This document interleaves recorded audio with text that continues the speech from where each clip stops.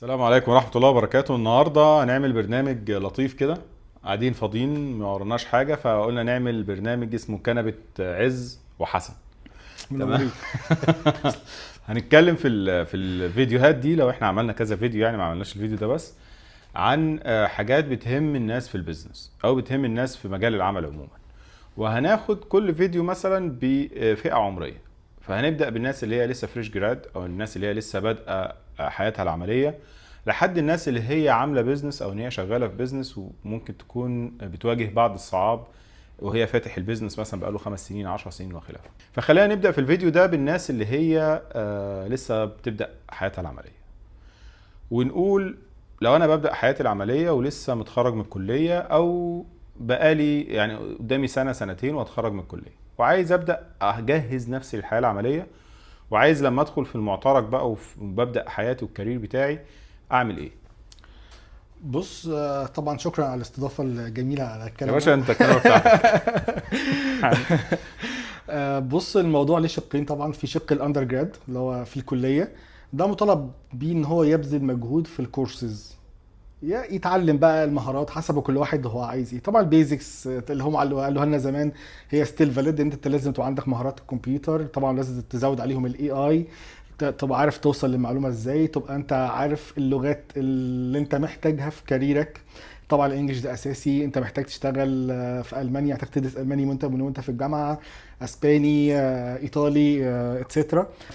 ومحتاج فتره الصيف دي ما تضيعهاش. 3 4 شهور بتوع الصيف دول لازم تبقى انت في شركه، بتعمل انترشيب، بتعمل بروجكت، بتعمل اساينمنتس مع الكورسات دي. لو انت عايز تبقى ناجح من بدري، او انت تبقى حاجه انت بتحلم بيها، طموح، لازم تبقى بادئ من وانت اندر جراد. الفريش جراد هو ديفرنت ستوري. هو محتاج هو يكون محدد هو عايز ايه. محتاج ان هو يكون مثلا هو وانس ان هو جوين شركه، هو بيحلم بالوظيفه دي. محتاج ما يفكرش في فلوس في اول حياته خالص. اول مينيمم اول سنه سنتين ثلاثه ما تفكرش في فلوس. فكر في انت بتعمل ايه، التايتل بتاعك ايه، الجوب ديسكريبشن. مجرد ما انت مضيت الاوفر واشتغلت، مطلوب ان انت مينيمم اول 3 شهور 4 شهور تبقى انت سبونج، تبقى سفنجه. ما تقولش رايك في حاجه، اشتري ما تبيعش، بالبلدي اشتري ما تبيعش خالص. افهم السرعه، الفيلوسيتي، البوليتكس بتاعت الشركه عامله ازاي، مراكز القوه، مراكز الضعف، الشلل اللي جوه الشركه، كل الحاجات الدواخل. افهم البيزنس نفسه عامل ازاي، اعرف البيزنس بروسيس، مين اللي قبلك في السايكل بيعمل ايه، ومين اللي بعدك في السايكل بيعمل ايه، مديرك ماشي بانهي موديل، هل هو مايكرو مانجر، هل هو ماكرو مانجر، هو بيفكر فيه، هل هو ريزلت اورينتد. افهم الحاجات دي كلها البسيطه دي، افهم بقى كده افرض السيطره بتاعتك يعني. اللي هي هتبقى بسيطة معاك مع الوقت يعني، عشان هي ممكن تبقى الحد لسه متخرج ايه يا عم الماكرو والمايكرو والحاجات دي، اه. فبالنسبة له تبقى مش بسيطة. مم. بس انت مع الوقت هتلاقي نفسك ان هي بسيطة يعني. الجزء التاني بقى بدون مقاطعة كلامك، للناس اللي هي لسه بتبدأ في حياتها، دايما الواحد بقعد افكر كده في حاجة اللي هو رفاهية الوقت، رفاهية التجربة والخطأ. عارف اللي هو انت مثلا دلوقتي مثلا بعد ما بتوصل لمرحلة معينة في الكارير عندك والمسؤوليات اللي عندك في خارج الشغل مم. والكلام ده كله، فبيبقاش عندك رفاهية التجربة والخطأ كتير. يعني انا مثلا دلوقتي مش هتيجي اقول لك والله انا عايز افكر والله ممكن ابقى فوتوغرافر مثلا، او انا عايز ابقى مش مم. عارف ايه. يعني في النهاية انت بتيجي تلاقي نفسك انت مسؤول عن شركة او مسؤول عن تيم او مسؤول عن بيت او مسؤول عن مم. كذا. فرفاهية ان انت تجرب كتير مش موجودة. وبعد ما بتبدأ حياتك العملية بعد الكلية، ما بتبقى فريش جراد بقى وخلاص وانت داخل في المجال، برضو انت رفاهية الوقت موجودة ورفاهية التجربة موجودة، بس لسه خلاص بقت محدودة. انما وانت في المدرسة او انت في الكلية، الرفاهية دي الى ابعد حدود. اللي هو انت تقدر تجرب حرفيا تشتغل اوفيس بوي، تقدر مم. تجرب ان انت تشتغل ايا كان، تشتغل صح. في مطعم، تشتغل ايا كان الحاجه اللي انت ممكن مم. تجربها وانت لسه اندر جراد، او ان انت لسه ما اتخرجتش من الكليه. مش هتعرف تعملها بعد الكليه. بعد الكليه خلاص انت محتاج تاخد سلك وظيفي وتشتغل عليه، لان كل سنه بعد الكليه هتبقى محسوب عليك. لما تروح انترفيو هيتقال لك انت بقالك 3 سنين متخرج، عملت ايه في ال3 سنين دي. بالظبط. انما وانت لسه قبل الكليه ما تخرج من الكليه، جرب كل حاجه ممكن تعملها. ممكن تجرب اشتغل بروجرامي، اتعلم برمجه، اتعلم تسويق، اتعلم تشتغل بايديك في التجاره وتجيب حاجات وتتاجر فيها، اعمل تصنيع وتصنع هوديز والحاجات اللطيفه دي، اعمل ده. بعد ما هتخرج من الكليه هيبقى عندك كم خبرات وتعامل مختلف في مجالات مختلفه. والنقطه الثانيه الاهم ان انت هتبقى عارف انت محتاج ايه، او انت عارف انت ميال لايه اكتر، او انت بتحب تشتغل في ايه. فساعتها هتقدر تستخدم الكليه بتاعتك ان انت تكمل في نفس السلك اللي هو ان انت درسته، او هتعمل كارير شيفت، هتبقى عارف انت رايح كارير شيفت على ايه، وهو فعلا دي الحاجه اللي انا هبقى مبدع فيها وانا احبها الى حد ما. برضو يعني مش 100% ده هيحصل، بس الى حد ما هتبقى احسن بكتير من الشخص اللي هو كان مقضي الكليه في الكافيتيريا واستيميشن والحاجات دي يعني، او لو لسه موجوده الاستيميشن موجوده بس اونلاين دلوقتي. انت عارف كله عايش في العالم الافتراضي دلوقتي يعني. طبعا يعني زي ما قال احمد يعني هو انت بتحدد انت عايز ايه، ودايما انت على قد ما انت بتبذل مجهود على قد ما انت ربنا هيكرمك وهتوصل اللي انت فيه. عمرك في يومك عباره عن 3 تلات، 8 ساعات بتشتغلهم و8 ساعات بتنامهم. ال8 ساعات اللي في النص دول هم دول بيفرقوا ما بين انت انفلونسر ولا اكسكيوتور، انت 80% ولا 20%، انت ناجح ولا عادي. انت جيت دلوقتي لقيتني قاعد بعمل ايه؟ بتذاكر. عادي بذاكر، عادي بذاكر. انت كام سنه خبره؟ احنا تقريبا نص 16 سنه خبره في مجالات كتيره مختلفه، فلا وبنذاكر ولسه هنذاكر ولسه ما عملناش حاجه. فهي دي المايند سيت بتاع اي حد عايز ينجح، عايز يبقى حاجه، عايز يبص لقدام، عايز الحاجات اللي بتحصل حواليك ما تاثرش عليك، ما تاثرش على الموتيف. وهو ده اللي قالوا عليه في العلم مش جديد قوي بصراحه، اللي هو السيلف موتيفيشن. ازاي انت تبقى ازاي تبقى في ظروف كلها حواليك بتحاربك وانت مش واينر، انت مش بتبص على الجانب الوحش بس، دايما باصص لنص كوبايه مليان زي بيقولوا في التنميه البشريه. ودايما بتبص قدام، ودايما انا هعدي الحواجز. طبعا احنا دلوقتي تطرقنا لنسبه 80-20 فكلمنا عنها بقى. هي باريتو.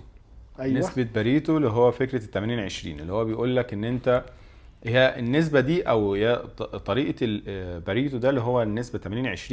الناس كتير جربتها في حاجات مختلفة، اللي هو 20% من الناس بتملك 80% من الثروة وخلافه، وبعدين جابوا بعد كده نسبة 95-5% وهكذا، و99 1%، يعني بدأوا يعدلوا عليها. ولكن في النهاية هو الأساس بتاعها ان انت 80% من انجازاتك اللي انت هتوصل لها في حياتك هتحققها من خلال استغلال 20% من وقتك، اللي هو ممكن تكون ال8 ساعات او ال4 ساعات او الساعة بتاعت الصبح او خلافه، اللي هي ان انت هتقعد تشتغل عليها او تشتغل على نفسك فيها. مش ملزم بشغل مثلا وتارجت تبع الشغل او دراسة جامعية او خلافه، هي هتبقى حاجات اكسترا او حاجات زيادة انت بتعملها في حياتك الشخصية توصلك لمرحلة معينة مختلفة عن الناس اللي معك. يعني انت لو طالب هندسة او طالب اي حاجة، فانت بالتالي انت في زيك مثلا 2000 او 3000 واحد، فانتوا 100%. 20% المميزين هم اللي بيستخدموا الوقت بتاعهم المختلف اللي هو الساعة الزيادة دي ان هو يتعلم حاجة مختلفة.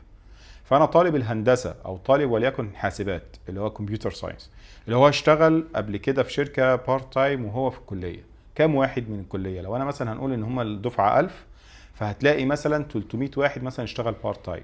طب كام واحد اشتغل بارت تايم ووصل لليفل معين ان هو بقى بيشتغل فريلانس الساعة بتاعته بكذا؟ هتلاقيهم 5% او 6% من اللي موجودين في الكلية. طب هو قدر يوصل لده ازاي؟ اول حاجة ان هو طور من مهاراته في الوقت الفراغ بتاعه بره المواد العلمية اللي هو بيدرسها في الكلية، مختلف عن زمايله. النقطة التانية ان هو دور على شغله وبدأ يشتغل، فبدأ يكتسب مهارة عملية برضه في الوقت اللي هو مش ملزم بيه. لو هو ما عملش كده في فترة الكلية محدش هيقول له والله انت فاشل. تمام. بعد كده بدأ يطور من مهاراته بشكل اكبر بكتير جدا لحد ما وصل لمرحلة ان هو الكواليتي بتاعته بقت اعلى من كواليتي الناس اللي هي متخرجة السنة دي او عندها خبرة سنتين 3. فهي دي فكرة 20% او 5% او 1%. على قد ما انت هتقدر تستغل وقتك اللي بره الالتزامات اللي عليك، ان انت على قد ما انت هتستغل على قد ما انت هتطلع للنسبة المميزين اللي هم 20%، او الاكثر تميزا اللي هم 5%، او اللي هم الاليت بقى اللي هم التوب نوتش اللي هم 1%. بس يعني كلام تحفه على الصعيد الشخصي، الله يحفظك. ودي واحنا مجربينها، ان انت 20% من حاجاتك بتصرف عليها 80% من فلوسك. يعني بالظبط. وانت رايح السوبر ماركت هتجيب حاجات مثلا 100 حاجه، هتلاقي الحاجه اللي انت بتدفع فيها فلوس كتيره عددها قليله. انت مثلا بتصرف قد ايه في موبايل، في لابتوب، هتلاقي مبالغ كبيره جدا بس عددهم قليلين. بس تصرف قد ايه مثلا في خضار، لحمه، في مستلزمات البيت، والله كتير بقى. كتير. كتير.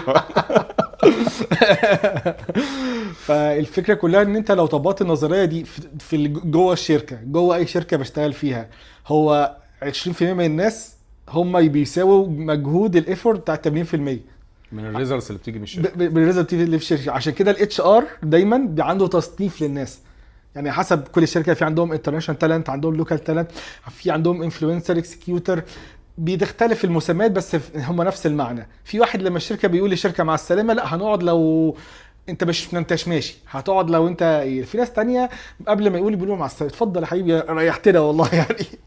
فدايما وفي 80% في 20% اللي بيحددهم هو قرارك انت، مش حد. يعني الشركه مش بتصنف حد، هو انت اللي بتصنف نفسك. بالظبط. انت موظف رايح الشغل وجاي من الشغل، والثمان ساعات دول بتقعدهم مع اصحابك على القهوه والويك اند بتقضيه نايم، خلاص براحتك، في غيرك كتير. يوم ما تمشي في غيرك، في زيك في ماركت كتير. العالم بقى تبقى تنافسي وازمات اقتصاديه وحروب، وحتى كده عشان كده عملوا في الاناليسيز البيست الاناليسيز، هي اول حاجه فيها البي بوليتيكال. فانت على الصعيد الاقتصادي سياسي حدي كلها، لا في منافسه شديده، ان الشركات دلوقتي عندها ازمات ماليه، في مشاكل في الشحن، مشاكل في حاجات كتير، فالمنافسه عاليه جدا. فلو انت مش شغال على نفسك، لا خلاص، يعني انت طبيعي ان انت تبقى 80%. هو الناس على العالم كله 80%، ما عدا 20% هو اللي بيختار، هو الصفوه اللي هو كريم دولا كريم، هو بيبذل مجهود عشان يوصل لده. ما هياش حظ ولا فهلوه ولا ده، هو بيبذل مجهود وفي الاخر توفيق ربنا سبحانه وتعالى بس. عندك اي سؤال تاني لو انا فريش جراد ممكن اساله؟ والله يعني اي فريش جاي يتواصل معانا ويشوف يعني لو يعني عشان برضه الفيديو ما يبقاش طويل زياده، ممكن الفيديو الجاي بقى نتكلم على التكنولوجي. لو انت مش فريش جراد بس في العموم، لا لو انت فريش جراد ورايح تشتغل في مجال تقني، سواء بقى ساب او اودو او خلافه، فتقدر تدخل ازاي للمجال ده، فهنبقى محددين فيه اكتر. اي بقى فريش جراد هو عنده سؤال، او حد في الكليه وعنده سؤال ومحتاج ان احنا نتناقش فيه على كنبه عز وحسن، اتفضل اتفضل معانا يسال السؤال، ونشوفكم الحلقه الجايه. شكرا ليك. شكرا.